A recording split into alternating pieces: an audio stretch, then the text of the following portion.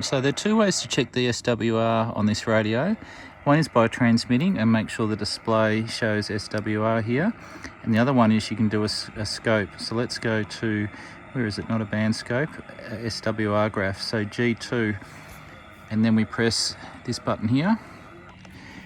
It goes to RTTY mode, and then you press PTT. It tells you what the SWR is there, goes down the band.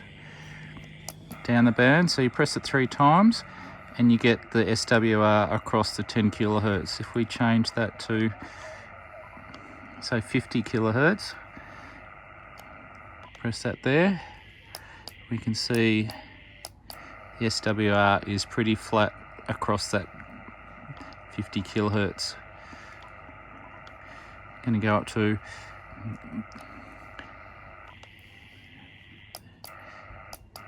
so there we go. There we go. It's pretty similar, a little bit higher in the middle there. So you can change the range that you want to see. So here we are. I'm on G2, and I'm going to do a SWR across the band. So it changes to RTTY. Just got to make sure your power's above 40 watts, and at each spot I'm just going to press PTT and we'll see what the graph shows.